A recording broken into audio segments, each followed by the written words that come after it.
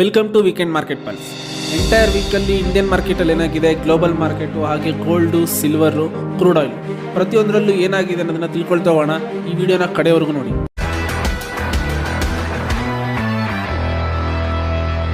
Nifty 50 last 1 ವೀಕಲ್ಲಿ 0.53% ಮೇಲೋಗಿದೆ. It's a good sign actually. ಅದಲ್ಲದೆ ಈ ಥರದ ಸಿಚುಯೇಷನಲ್ಲಿ FIS ಲಾಸ್ಟ್ 1 ವೀಕಿಂದ 23,000 ಕೋಟಿಯಷ್ಟು ನಮ್ಮ ಇಂಡಿಯನ್ ಮಾರ್ಕೆಟಿಂದ ಹೊರಗಡೆ ತೊಗೊಂಡೋಗಿದ್ದಾರೆ. ಇವರು ಲಾಸ್ಟ್ 1 ವೀಕಿಂದ ಅಲ್ಲ, ಎಂಟೈರ್ ಇಯರಲ್ಲೂ ಕೂಡ ಇವರು ಹೊರಗಡೆ ತೊಗೊಂಡು ಹೋಗ್ತಾ ಇರೋದೇನು ಹೊಸದಲ್ಲ. ಲಾಸ್ಟ್ 1 ಇಯರಲ್ಲಿ ಅಂತಂದರೆ ಜನವರಿ 1ನೇ ತಾರೀಕಿಂದ ಇವತ್ತಿನವರೆಗೂ ತೊಗೊಂಡ್ರೆ, ಅಂದರೆ ಡಿಸೆಂಬರ್ವರೆಗೂ ತೊಗೊಂಡ್ರು ಕೂಡ ಇಲ್ಲಿವರೆಗೂ ಇವರು 2,98,000 ಕೋಟಿಯಷ್ಟು ದುಡ್ಡನ್ನ ಹೊರಗಡೆ ತೊಗೊಂಡೋಗಿದ್ದಾರೆ. ಅಂದರೆ ಅಪ್ರಾಕ್ಸಿಮೇಟ್ 3 ಲಕ್ಷ ಕೋಟಿ ಅಂತ ಇಟ್ಕೊಳ್ಳೋಣ. ಇದನ್ನು ಡಾಲರ್ಸಲ್ಲಿ ಹೇಳೋದಾದರೆ $33 ಬಿಲಿಯನ್ ಅಷ್ಟು ಹೊರಗಡೆ ತೊಗೊಂಡೋಗಿದ್ದಾರೆ. ಇವರು ದುಡ್ಡನ್ನ ಇಂಡಿಯಾದಲ್ಲಿ ಇನ್ವೆಸ್ಟ್ ಮಾಡೋದಾಗಿರ್ಬೋದು, ಅದೇ ಥರನೇ ಇಂಡಿಯಾದಿಂದ ಹೊರಗಡೆ ತೊಗೊಂಡೋಗೋದು ಆಗಿರ್ಬೋದು. ಯಾವ ರೀಸನ್ಸಿಗೆ ಅಂತ ನೋಡಿದ್ರೆ, ಮೇಜರ್ ಆಗಿ ಇಂಡಿಯಾದಲ್ಲಿ ಫಾರಿನ್ ಇನ್ವೆಸ್ಟರ್ಸ್ ಇನ್ವೆಸ್ಟ್ ಮಾಡೋದು ಒಂದೇ ಕಾರಣಕ್ಕೆ, ಇದು ಎಮರ್ಜಿಂಗ್ ಕಂಟ್ರಿ, ಇಲ್ಲಿ ಜಾಸ್ತಿ ರಿಟರ್ನ್ಸ್ ತೊಗೋಬೋದು ಅನ್ನೋ ಕಾರಣಕ್ಕೆ. ಆ್ಯಸ್ ಕಂಪೇರಿಂಗ್ ಟು ಅದರ್ ಸ್ಟೇಬಲ್ಡ್ ಅಥವಾ ಆಲ್ರೆಡಿ ಗ್ರೋತ್ ಆಗಿರುವಂಥ ಕಂಟ್ರೀಸ್ಗಳಲ್ಲಿ ಇನ್ವೆಸ್ಟ್ ಮಾಡೋದಕ್ಕಿಂತ ಎಮರ್ಜಿಂಗ್ ಕಂಟ್ರೀಸ್ಗಳಲ್ಲಿ ಜಾಸ್ತಿ ರಿಟರ್ನ್ ಬರುತ್ತೆ ಅಂತ. ಬಟ್ ಈಗ ಲಾಸ್ಟ್ 15 ಮಂತ್ಸಿಂದ ನಾವು ನೋಡಿರ್ಬೋದು, ಇಂಡಿಯನ್ ಮಾರ್ಕೆಟು ಅಂತ ಚೆನ್ನಾಗಿ ಏನೂ ಪರ್ಫಾರ್ಮ್ ಮಾಡೇ ಇಲ್ಲ. ಅಂತಂದರೆ 26,200 ಏನು ಪಾಯಿಂಟ್ಸ್ ಇತ್ತು, ಇವಾಗಲೂ ಕೂಡ ಅಲ್ಲೇ ಆಜುಬಾಜಲ್ಲೇ ಇದೆ. ಸೊ ಈ ಥರ ಕಾರಣಕ್ಕೆ ಏನು ಮಾಡ್ತಾರೆ ಅಂತಂದರೆ, ಇವರಿಗೆಲ್ಲಾದರೂ ಒಂದು ಕಡೆಗೆ ಆ ದುಡ್ಡು ಗ್ರೋತ್ ಆಗಬೇಕು ಅನ್ನೋದು ಅವ್ರಿಗೂ ಇದ್ದೇ ಇರುತ್ತೆ. ಈಗ ನಾವೇ ಒಂದು 6 ತಿಂಗಳು ವರ್ಷದಿಂದ ಯಾವ್ದಾದ್ರು ಒಂದು ಸ್ಟಾಕಲ್ಲಿ ಇನ್ವೆಸ್ಟ್ ಮಾಡಿ ಏನೋ ರಿಟರ್ನ್ ಕೊಡಲಿಲ್ಲ ಅಂದ್ರೆ ಏನು ಮಾಡ್ತೀವಿ, ಆಬ್ವಿಯಸ್ಲಿ ಬೇರೆ ಸ್ಟಾಕಾಗಿ ನೋಡ್ತೀವಿ, ಅಥವಾ ದುಡ್ಡು ತೆಗೆದು ಬೇರೆ ಎಲ್ಲಾದರೂ ಇನ್ವೆಸ್ಟ್ ಮಾಡ್ಬೋದಾ, ಅಥವಾ FDನಲ್ಲಿ ಇಡ್ಬೋದಾ, ಗೋಲ್ಡಲ್ಲಿ ಹಾಕ್ಬೋದಾ, ಈ ಥರನೇ ಥಿಂಕ್ ಮಾಡ್ತೀವಲ್ವಾ. ಅವರು ಕೂಡ ಹ್ಯೂಮನ್ಸೇನೆ, ಅವ್ರ ಎಮೋಷನ್ಸ್ ಇದೇ ಥರನೇ ಇರುತ್ತೆ. ಸೊ ದಟ್ ಅವಾಗ ಇಂಡಿಯನ್ ಮಾರ್ಕೆಟ್ ಪರ್ಫಾರ್ಮ್ ಮಾಡ್ತಾ ಇಲ್ಲ ಅಂದಾಗ ಬೇರೆ ಎಮರ್ಜಿಂಗ್ ಕಂಟ್ರೀಸ್ಗಳನ್ನು ನೋಡ್ತಾ ಹೋಗ್ತಾರೆ. ಇವಾಗ ಲಾಸ್ಟ್ 1.5 ಇಯರಿಂದ ಇಂಡಿಯಾ ಮಾತ್ರ ಪರ್ಫಾರ್ಮ್ ಮಾಡಿಲ್ಲ as comparing to other emerging ಕಂಟ್ರೀಸ್ಗಳು. ಬ್ರೆಜಿಲ್ ನೋಡಿ, ಚೈನಾ ನೋಡಿ, ಅದೇ ಥರನೇ ಯುರೋಪ್ ನೋಡಿ, ಜಪಾನ್ ನೋಡಿ, ತುಂಬ ಚೆನ್ನಾಗಿ ಪರ್ಫಾರ್ಮ್ ಮಾಡ್ತಾ ಇದ್ದಾವೆ. ಈ ಥರ ಸಿಚುಯೇಷನಲ್ಲಿ ಅವರು ಈ ಕಂಟ್ರಿಯಿಂದ ಆ ಕಂಟ್ರಿಗೆ ಹೋಗಿ ಹೋಗ್ತಾರೆ. ಅದಲ್ಲದೆ ಈಕ್ವಿಟಿ ಮಾರ್ಕೆಟಲ್ಲಿ ನಾವು ನೋಡಿದ್ರೆ, ಈಕ್ವಿಟಿ ಮಾರ್ಕೆಟು ನಾವು ತುಂಬ ದೊಡ್ಡದು ಅಂತ ಅನ್ಕೊಂಡಿದ್ದೀವಿ. ಈಕ್ವಿಟಿ ಮಾರ್ಕೆಟ್ಗಿಂತ ದೊಡ್ಡ ಮಾರ್ಕೆಟ್ ಇನ್ನೊಂದಿದೆ, ಅದನ್ನೇ ನಾವು ಡೆಟ್ ಅಥವಾ ಬಾಂಡ್ ಮಾರ್ಕೆಟ್ ಅಂತ ಕರಿತೀವಿ. ಗ್ಲೋಬಲ್ ಇನ್ವೆಸ್ಟರ್ಸ್ಗಳು ಯಾವ್ಯಾವ ಅಸೆಟ್ ಕ್ಲಾಸಲ್ಲಿ ಇನ್ವೆಸ್ಟ್ ಮಾಡ್ತಾ ಇರೋದನ್ನು ಫಸ್ಟ್ ತಿಳ್ಕೊಳ್ಳೋಣ. ಈಗ ಫಾರಿನ್ ಇನ್ವೆಸ್ಟರ್ಸ್ ಅಂತ ನಾವು ಕರಿತೀವಿ, ಅಂದರೆ FIS. ಈವನ್ ಇಂಡಿಯಾ ಕೂಡ ಹೊರಗಡೆ ಕಂಟ್ರೀಸಲ್ಲಿ ಹೋಗಿ ಇನ್ವೆಸ್ಟ್ ಮಾಡಿದ್ರೆ ಇದನ್ನು ಕೂಡ ಫಾರಿನ್ ಇನ್ವೆಸ್ಟರ್ಸ್ ಥರನೇ ಕನ್ಸಿಡರ್ ಆಗುತ್ತೆ. ಈ ಥರ ಗ್ಲೋಬಲ್ ಇನ್ವೆಸ್ಟರ್ಸ್ಗಳು ಮೇಜರ್ ಆಗಿ 3 ಅಸೆಟ್ ಕ್ಲಾಸ್ಗಳನ್ನು ಮಾತ್ರ ಕನ್ಸಿಡರ್ ಮಾಡ್ತಾರೆ. ಅದು ಯಾವ್ಯಾವುದು ಅಂದರೆ, ಒಂದು ಬಾಂಡ್ ಮಾರ್ಕೆಟು, ಅದೇ ಥರನೇ ಈಕ್ವಿಟಿ ಅಂದರೆ ಸ್ಟಾಕ್ ಮಾರ್ಕೆಟು, ಅದಲ್ಲದೆ ಗೋಲ್ಡು. ಈ 3 ಅಸೆಟ್ ಕ್ಲಾಸ್ಗಳಲ್ಲಿ ಇನ್ವೆಸ್ಟ್ ಮಾಡ್ತಾ ಬರ್ತಾರೆ. ಈ ಗೋಲ್ಡ್ದು ಓವರ್ ಆಲ್ ವ್ಯಾಲ್ಯೂ ಎಷ್ಟಿದೆ ಅಂತಂದರೆ, ಎಂಟೈರ್ ಗ್ಲೋಬಲಿ ಗೋಲ್ಡ್ ವ್ಯಾಲ್ಯೂ ಬಂದ್ಬಿಟ್ಟು $31 ಟ್ರಿಲಿಯನ್ ಅಷ್ಟಿದೆ. ಅಂತಂದರೆ ಗೋಲ್ಡ್ದು ಮಾರ್ಕೆಟ್ ಕ್ಯಾಪು. ಅದಲ್ಲದೆ ನಮ್ಮ ಈಕ್ವಿಟಿ ಮಾರ್ಕೆಟ್ ಕ್ಯಾಪ್ ಎಷ್ಟಿದೆ ಅಂತ ನೋಡೋದಾದ್ರೆ, ಈಗ ನಿಮಗೆ ಗೊತ್ತಿದೆ ನಮ್ಮ ಇಂಡಿಯಾದ ಈಕ್ವಿಟಿ ಮಾರ್ಕೆಟ್ ಕ್ಯಾಪು $5 ಟ್ರಿಲಿಯನ್ ಇದೆ. ಅದೇ ಥರನೇ USದು $70 ಟ್ರಿಲಿಯನ್ ಮಾರ್ಕೆಟ್ ಕ್ಯಾಪ್ ಇದೆ. ಅದನ್ನು ಮಾರ್ಕೆಟ್ ಸೈಜ್ ಅಂತಲೂ ಕೂಡ ಕರೀತಾರೆ. ಇದೇ ಥರನೇ ಎಂಟೈರ್ ಗ್ಲೋಬಲಿ ಎಲ್ಲ ಕಂಟ್ರೀಸ್ಗಳದನ್ನು ಸೇರಿಸ್ಕೊಂಡು entire globally equity market cap ನೋಡಿದ್ರೆ $125 ಬಿಲಿಯನ್ ಅಷ್ಟಿದೆ. ಇವಾಗ ಡೆಟ್ ಅಂದರೆ ಬಾಂಡ್ ಮಾರ್ಕೆಟ್ ಅಂತ ನೋಡೋಣ. ಇದ್ರದ್ದು ಓವರ್ ಆಲ್ ಮಾರ್ಕೆಟ್ ಕ್ಯಾಪ್ ಎಷ್ಟಿದೆ ಅಂತಂದರೆ, which is more than equity, ಅಂತಂದರೆ $145 ಟ್ರಿಲಿಯನ್ ಅಷ್ಟಿದೆ. ಸೊ ಇವಾಗ ಅರ್ಥ ಮಾಡ್ಕೊಳ್ಳಿ, ಇನ್ವೆಸ್ಟರ್ಸ್ಗಳು ಸ್ಟೇಬಲ್ ರಿಟರ್ನ್ಸ್ಗೆ ಎಷ್ಟು ಮಾನ್ಯತೆ ಕೊಡ್ತಾರೆ ಅಂತ. Obviously equity asset class as comparing to other asset ಕ್ಲಾಸ್ಗಳಿಗಿಂತ ಜಾಸ್ತಿ ರಿಟರ್ನ್ ಕೊಡ್ಬೋದು. ಬಟ್ ಬೇರೆ ಅಸೆಟ್ ಕ್ಲಾಸ್ಗಳು ಈ ಥರ ಅನ್ಸರ್ಟನಿಟಿ ಸಿಚುಯೇಷನ್ಸ್ಗಳಲ್ಲಿ ಇವರಿಗೆ ತುಂಬ ಧೈರ್ಯ ಕೊಡ್ತವೆ. ಅಂದರೆ ಇವಾಗ ನೋಡಿ, ಲಾಸ್ಟ್ 1.5 ಇಯರಿಂದ ನಮಗೇನು ರಿಟರ್ನ್ ಬಂದಿಲ್ಲ ಅಂದ್ರೂ ಕೂಡ ಬಾಂಡು ಒಂದು 8% ಕೊಡುತ್ತೆ ಅಂತಲೇ ಇಟ್ಕೊಳ್ಳೋಣ. 8 ಅಂತಂದರೆ 8ನೇ, 7ಕ್ಕೂ ಬರಲ್ಲ, 9ಕ್ಕೂ ಹೋಗಲ್ಲ. ಸೊ ಈ ಥರ ಸಿಚುಯೇಷನ್ಸ್ನ ಅವ್ರು ಅಲ್ಲಿ ಇರೋಕ್ಕೆ ಇಷ್ಟಪಡ್ತಾರೆ. ಮಾರ್ಕೆಟಲ್ಲಿ ಇಷ್ಟೆಲ್ಲ ನಡೀತಿರ್ಬೇಕಾದ್ರೆ ಇಂಡಿಯಾ ಬೇರೆ ಬೇರೆ ಕಂಟ್ರೀಸ್ಗಳ ಜೊತೆಗೆ ಟ್ರೇಡ್ ಡೀಲ್ನ ಮಾಡ್ಕೊಳ್ತಾ ಬರ್ತಾ ಇದೆ. ಅಂದರೆ US ನಮ್ಮ ಮೇಲೆ ತಾರೀಫ್ ಆಗ್ತಾ ಇದೆ. ಅದಲ್ಲದೆ ಮೆಕ್ಸಿಕೋನು ಕೂಡ ರೀಸೆಂಟಾಗಿ 35 to 50% ತಾರೀಫ್ ಹಾಕಿರೋದು ನಿಮಗೆ ಗೊತ್ತಿದೆ. ಈ ಥರ ಸಿಚುಯೇಷನ್ಸಲ್ಲಿ ಬೇರೆ ಕಂಟ್ರೀಸ್ಗಳನ್ನು ಕೂಡ ಯಾವುದಾದ್ರೂ ಪ್ರೆಷರ್ಗೆ, ಅಂದರೆ ನಾಟ್ ಈವನ್ ಬೇರೆ ಕಂಟ್ರೀಸ್ಗಳಂತಲ್ಲ, US ಪ್ರೆಷರ್ಗೇನೆ ಏನಾದರೂ ಮತ್ತೆ ನಮ್ಮ ಮೇಲೆ ತಾರೀಫ್ ಹಾಕ್ಬೋದು ಅನ್ನೋ ಕಾರಣಕ್ಕೆ ಬೇರೆ ಕಂಟ್ರೀಸ್ಗಳ ಜೊತೆಗೆ ಫ್ರೀ ಟ್ರೇಡ್ ಡೀಲ್ನ ಅಗ್ರಿಮೆಂಟ್ ಮಾಡ್ಕೊಳ್ತಾ ಇದ್ದಾರೆ. ಯಾವ್ಯಾವ ಕಂಟ್ರೀಸ್ ಜೊತೆಗೆ ಅಂದರೆ, ರೀಸೆಂಟಾಗಿ ಒಮಾನ್ ಜೊತೆಗೂ ಮಾಡ್ಕೊಂಡ್ರು, ಅದೇ ಥರನೇ UK ಜೊತೆಗೂ ಮಾಡ್ಕೊಂಡ್ರು, ಇವಾಗ ನ್ಯೂಜಿಲ್ಯಾಂಡ್ ಜೊತೆಗೂ ಮಾಡ್ಕೊಂಡಿದ್ದಾರೆ.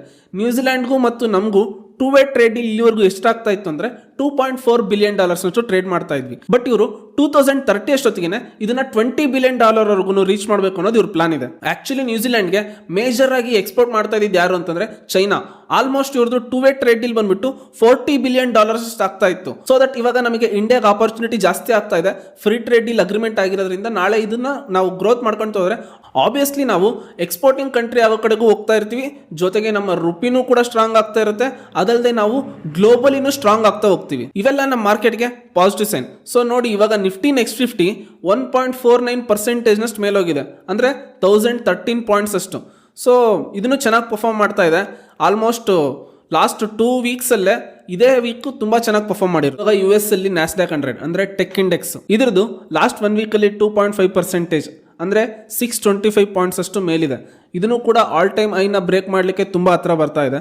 ಇದರಲ್ಲಿ ಏನು ಪಾಸಿಟಿವ್ ನ್ಯೂಸ್ US ಅಲ್ಲಿ ಇವಾಗ ನಡೀತಾ ಇರೋದು ಅಂತಂದರೆ, ರೀಸೆಂಟಾಗಿ US ಅಲ್ಲಿ Q3 ರಿಸಲ್ಟ್ ಅಂತಂದರೆ Q3ದು ಗ್ರೋತ್ ರಿಸಲ್ಟು ಬಂದಿದೆ. ಅಂದರೆ Q3ನಲ್ಲಿ ಏನು ಪರ್ಫಾರ್ಮ್ ಆಗಿದೆ GDP ಪರ್ಫಾರ್ಮೆನ್ಸ್ ಅಂತ ನೋಡಿದ್ರೆ ಲಾಸ್ಟ್ ಕ್ವಾರ್ಟರಲ್ಲಿ 3.8% ಬಂದಿದ್ದು, ಇವಾಗ ಇವರು ಎಕ್ಸ್ಪೆಕ್ಟೇಷನ್ಸ್ ಇದ್ದಿದ್ದು 3.8ಇಂದ 4% ಇತ್ತು.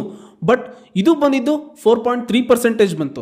ಸೊ ದಟ್ ಇದರಿಂದ ಅವರ ಎಕನಾಮಿನೂ ಕೂಡ ಚೆನ್ನಾಗಿ ಪರ್ಫಾರ್ಮ್ ಮಾಡ್ತಾ ಇದೆ ಅನ್ನೋದನ್ನು ಕೂಡ ಅದು ರಿಸಲ್ಟ್ ಆಗಿ ತೋರಿಸ್ತಾ ಇದೆ. ಇದೇ ಟೈಮಲ್ಲಿ ನಾಟ್ ಓನ್ಲಿ ಪಾಸಿಟಿವ್ ಪರ್ಸ್ಪೆಕ್ಟಿವ್ ಅಷ್ಟೇ ಅಲ್ಲ, ನೆಗೆಟಿವ್ ಪರ್ಸ್ಪೆಕ್ಟಿವ್ ಅಲ್ಲಿ ಏನಿದೆ ಅಂತಂದರೆ, ಇವಾಗ ಅವ್ರ ಇನ್ಫ್ಲೇಷನ್ನು 3% ಇದ್ದಿದ್ದು, ಅಂದರೆ ಸೆಪ್ಟೆಂಬರಲ್ಲಿ ಅಕ್ಟೋಬರಲ್ಲಿ 3% ಇನ್ಫ್ಲೇಷನ್ ಇದ್ದಿದ್ದು, ಅದನ್ನು ಕೂಡ 0.3% ಕೆಳಗಡೆ ಬಂದಿದೆ, ಅಂದರೆ 2.7% ಬಂದಿದೆ.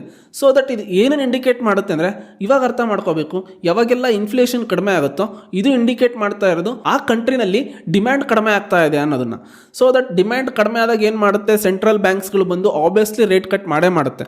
ಸೊ ಇವಾಗೂ ಕೂಡ ಅಂದರೆ ನೆಕ್ಸ್ಟ್ ಜನವರಿ ಅಂತ ಅಂದರೆ 2026 ನೆಕ್ಸ್ಟ್ ಫೈನಾನ್ಷಿಯಲ್ ಇಯರ್ ಇದು. US ಅಲ್ಲಿ ಯಾವ ಥರ ನೆಕ್ಸ್ಟ್ ಫೈನಾನ್ಷಿಯಲ್ ಇಯರ್ ಕನ್ಸಿಡರ್ ಮಾಡ್ತಾರೆ ಅಂದರೆ, ಅವ್ರು ಜನವರಿ ಟು ಡಿಸೆಂಬರ್ನ ಫೈನಾನ್ಷಿಯಲ್ ಇಯರ್ ಅಂತ ಕನ್ಸಿಡರ್ ಮಾಡ್ತಾರೆ. ಆ ಬರುವಂಥ ಫೈನಾನ್ಷಿಯಲ್ ಇಯರ್ ಫೆಡ್ ಬಂದ್ಬಿಟ್ಟು ರೇಟ್ ಕಟ್ ಮಾಡಬಹುದು ಅನ್ನೋ ಪರ್ಸ್ಪೆಕ್ಟಿವ್ ಇದೆ. ಆಸ್ ಪರ್ ಟ್ರಂಪ್ ಪ್ರಕಾರ ಇದು ತುಂಬಾ ಲೋಯೆಸ್ಟ್ ಇನ್ಫ್ಲೇಷನ್ ಅಂತ ಬೇರೆ ಹೇಳ್ತಾ ಇದ್ದಾರೆ.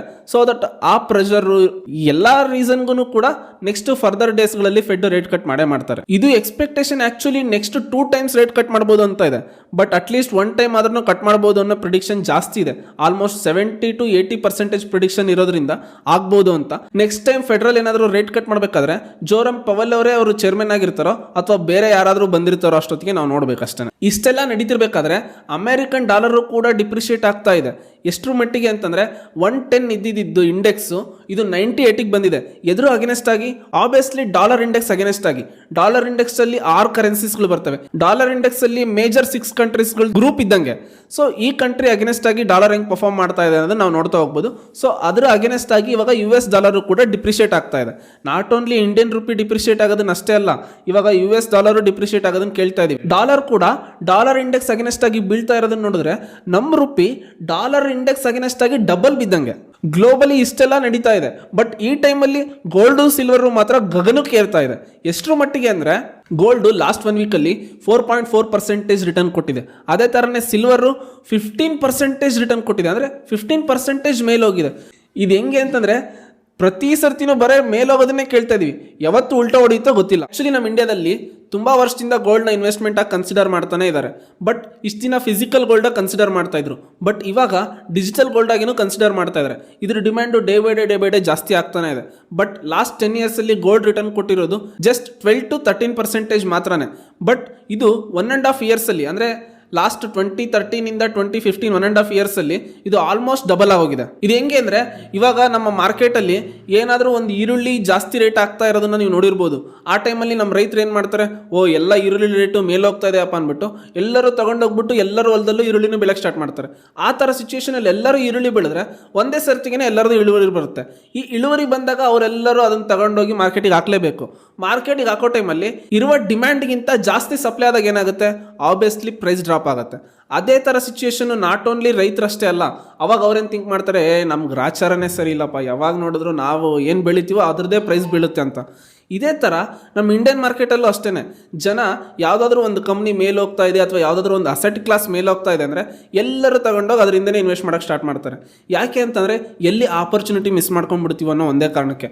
ಯಾಕೆಂತಂದರೆ 1-2 ದಿನ 3 ದಿನ ನೋಡ್ತಾರೆ, ದಿನೇ 2%, 3%, 5% ಮೇಲೋದ್ರೆ ಇರೋ ಬರೋ ಇನ್ವೆಸ್ಟ್ಮೆಂಟ್ಸ್ ಬೇರೆ ಕಡೆ ಇರೋದನ್ನೆಲ್ಲ ತಗೊಂಡೋಗಿ ಅಲ್ಲಿ ಯಾವ್ದು ಮೇಲೆ ಹೋಗ್ತಾ ಇರುತ್ತೋ ಅದ್ರ ಮೇಲೆ ಇನ್ವೆಸ್ಟ್ ಮಾಡೋಕ್ಕೆ ಸ್ಟಾರ್ಟ್ ಮಾಡ್ತಾರೆ. ಹಂಗನ್ಬಿಟ್ಟು ಗೋಲ್ಡಲ್ಲಿ ಇನ್ವೆಸ್ಟ್ ಮಾಡೋದು ತಪ್ಪು ಅಂತ ಹೇಳ್ತಾ ಇಲ್ಲ. ಇದನ್ನು ಆ್ಯಸ್ ಎನ್ ಅಸೆಟ್ ಕ್ಲಾಸ್ ಅಥವಾ ಪೋರ್ಟ್ಫೋಲಿಯೋನ ಬ್ಯಾಲೆನ್ಸಿಂಗ್ ಮಾಡಲಿಕ್ಕೆ ಅಥವಾ ಪೋರ್ಟ್ಫೋಲಿಯೋದಲ್ಲಿ ಇಷ್ಟು ಪರ್ಸೆಂಟ್ ಅಂತ ಅಲೋಕೇಶನ್ ಮಾಡ್ಕೊಳ್ಲಿಕ್ಕೆ ಒಳ್ಳೆಯದೇನೆ. ಬಟ್ ಇರೋ ಬರೋದನ್ನೆಲ್ಲ ತಗೊಂಡೋಗಿ ಒಂದರಲ್ಲೇ ಇನ್ವೆಸ್ಟ್ ಮಾಡೋದು ತುಂಬ ಡೇಂಜರ್. ಅದೇ ಥರನೇ ವಾರನ್ ಬಫೆಟ್ ಕೂಡ ಹೇಳಿದ್ದಾರೆ, don't put all your eggs in a single basket ಅಂತ. ಈ ಥರ ಮೇಲೆ ಹೋಗ್ತಾ ಇರೋ ಸುದ್ದಿ ಕೇಳಿ ಜನ ಎಲ್ಲ ತಗೊಂಡೋಗಿ ಇನ್ವೆಸ್ಟ್ ಮಾಡಿದ್ರೆ ಏನಾಗುತ್ತೆ ಅಂದರೆ, ಆ ಟೈಮಲ್ಲಿ ಇವರು ಫಂಡಮೆಂಟಲ್ ನೋಡಲ್ಲ, ಟೆಕ್ನಿಕಲ್ ನೋಡಲ್ಲ, ಕಂಪ್ನಿ ಏನು ಬಿಸ್ನೆಸ್ ಮಾಡೆಲ್ ನೋಡಲ್ಲ, ಯಾವ ಥರ ಮ್ಯಾನೇಜ್ಮೆಂಟ್ ಇದೆ ಅನ್ನೋದು ನೋಡಲ್ಲ. ಈ ಥರ ಟೈಮಲ್ಲಿ ಇದನ್ನೆಲ್ಲ ತಗೊಂಡು ಏನು ಮಾಡಬೇಕು ಗುರು, ಕಂಪ್ನಿ ಮೇಲೆ ಹೋಗ್ತಾ ಇದೆ, ದುಡ್ಡು ಡಬಲ್ ಆದರೆ ಸಾಕು ಅಂತ ಯೋಚನೆಯಲ್ಲಿ ಇರ್ತಾರೆ. ಅದೇ ಇದೊಂದು 2-3 ದಿನ ಚೆನ್ನಾಗಿರುತ್ತೆ, ಒಂದು 15-20% ಪ್ರಾಫಿಟ್ ಬರೋವರೆಗೂ ಚೆನ್ನಾಗಿರುತ್ತೆ.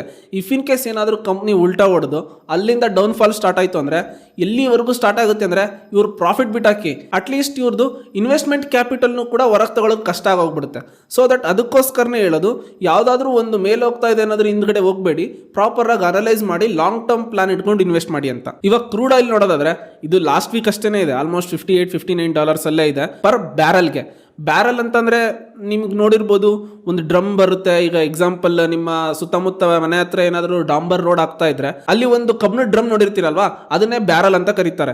ಆ ಬ್ಯಾರಲ್ಗೆ $58 ಇದೆ ಅಂತಂದ್ರೆ ಇಂಡಿಯನ್ ರುಪಿದಲ್ಲಿ $5,300 ಅಷ್ಟು ಬರುತ್ತೆ. ನಾವು ಈ ತರ ಬ್ಯಾರಲ್ ಲೆಕ್ಕದಲ್ಲಿ ಬೇರೆ ಕಂಟ್ರೀಸ್ಗಳಿಂದ ಕ್ರೂಡ್ ಆಯಿಲ್ ತಗೊಂಡ್ಬರ್ತೀವಿ, ಇಲ್ಲಿ ನಾವು ರಿಫೈನ್ ಮಾಡ್ಕೊಂಡ್ಬಿಟ್ಟು ಪೆಟ್ರೋಲು, ಡೀಸೆಲ್, ಕೆರೋಸಿನ್ ಅಂತ ಅಂದ್ಬಿಟ್ಟು ಡಿವೈಡ್ ಮಾಡ್ಕೊಳ್ತೀವಿ. ಬಟ್ ವೆನಿಜುವೆಲಾದಲ್ಲಿ ಏನಾಗಿದೆ ಅಂದ್ರೆ, ಈಗ ಯಾಕೆ ವೆನಿಜುವೆಲಾ ಫಸ್ಟ್ ಕಂಟ್ರಿನ ತಗೊಳ್ತಾ ಇದ್ದೀನಿ ಅಂತಂದ್ರೆ, ನಮ್ಮ ಆಯಿಲ್ ರಿಸರ್ವ್ಸ್ ಅಂದ್ರೆ ಎಂಟೈರ್ ಗ್ಲೋಬಲ್ ಆಯಿಲ್ ರಿಸರ್ವ್ಸ್ ಅಲ್ಲಿ ವೆನಿಜುವೆಲಾದ 17-18% ಅಷ್ಟು ರಿಸರ್ವ್ಸ್ ವೆನಿಜುವೆಲಾದಲ್ಲೇ ಇದೆ. ಇವಾಗ ಟ್ರಂಪ್ ಏನ್ ಮಾಡ್ತಾ ಇದ್ದಾರೆ ಅಂದ್ರೆ, ವೆನಿಜುವೆಲಾದು ಆಯಿಲ್ ಕಂಟೈನರ್ಸ್ಗಳು ಅಥವಾ ಆಯಿಲ್ ವೆಸಲ್ಸ್ಗಳನ್ನ ಕಂಟ್ರೋಲ್ ಮಾಡಬೇಕು ಅನ್ನೋ ಕಾರಣಕ್ಕೆ.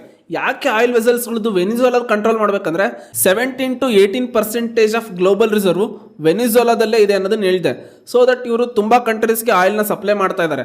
ಆ ಕಂಟ್ರೀಸ್ಗಳಿಗೆ ನಾಳೆ ನಾನ್ ಸಪ್ಲೈ ಮಾಡಬೇಕು ಅಥವಾ ಇಲ್ಲಿ ನಾನ್ ಡಾಮಿನೇಟ್ ಆಗಿರ್ಬೇಕು ಅನ್ನೋ ಕಾರಣಕ್ಕೆ, ಅಥವಾ ಅಲ್ಲಿ ಸ್ವಲ್ಪ ಇಂಟರ್ನಲ್ ಪೊಲಿಟಿಕ್ಸ್ ಕಾರಣಕ್ಕೆ ವೆನಿಜುವೆಲಾ ಇಂದ ಬರೋ ಆಯಿಲ್ನ ಕಂಟ್ರೋಲ್ ಮಾಡಿದ್ರೆ ನಾನು ಜಾಸ್ತಿ ಆಯಿಲ್ನ ಸಪ್ಲೈ ಮಾಡ್ಬೋದು, ನಾನು ಡಾಮಿನೇಟ್ ಮಾಡ್ಬೋದು ಅನ್ನೋ ಕಾರಣಕ್ಕೆ ಟ್ರಂಪ್ ಅದನ್ನು ಕಂಟ್ರೋಲ್ ಮಾಡಕ್ಕೆ ಹೋಗ್ತಾ ಇದ್ದಾರೆ.